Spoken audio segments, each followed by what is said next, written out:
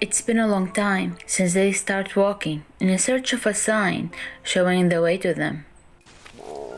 The resources are coming to an end and they're starting to feel hungry to death.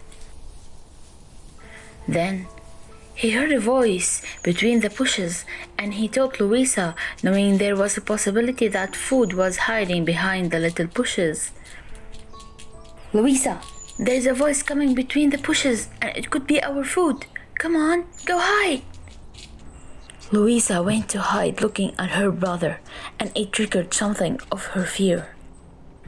Atham was ready to fight. He took his knife and started looking for a possible food.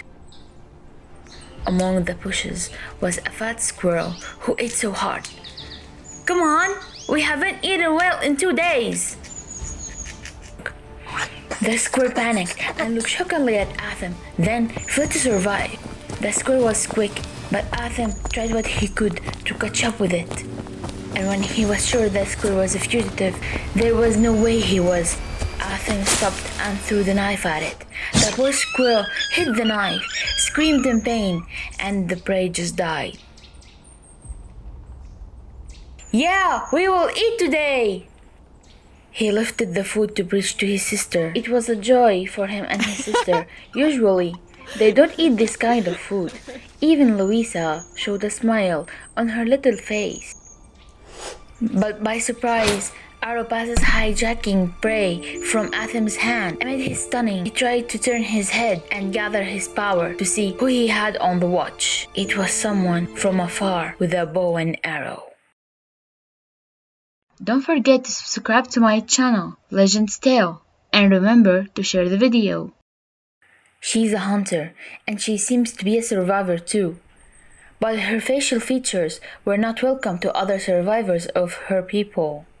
She pointed her arrow at Atham, then told him, "Who are you, and why are you wearing their clothes?" He lost his pronunciation for a second, and he felt that he and his sister were in danger. Louisa immediately hid behind him. He had to justify his position. "We are survivals, and I stole those clothes from a camp, so I could hide my identity for a while." The hunter stopped pointing, and then she silently walked past them. "This squirrel is mine. Try to catch something else for you and your sister, or whatever it is." Atham realized she wasn't a villain, so he argued, "Can we share this? We haven't eaten well in 2 days, and we need food. If you want, we can also make a team. For a start." The hunter didn't want to take this prey to people who couldn't defend themselves, so she withdrew and went the direction that the siblings came from, to go north.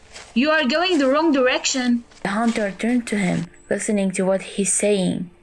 "We have a map of the camp, written by our people before the invasion. We can protect each other and be a team of survivors," she simply said. "Even though you might cause me trouble, I'll be with you. Stay behind me and warn me when you feel like there is any weird move." And when everyone started walking, the hunter walked past them to lead the way. She seemed brave and kind-hearted, Atham thought. It wasn't an easy alliance.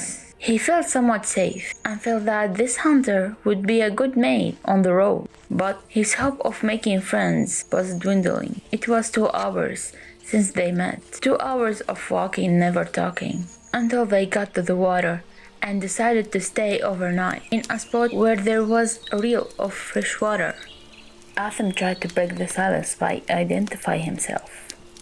"My name is Atham Flown, and this is my sister Louisa." The hunter spat the water she's drinking. "Your sister's name is better than yours." Atham laughed and felt a little ashamed. The hunter scoffed. "Hey, who are you laughing at?"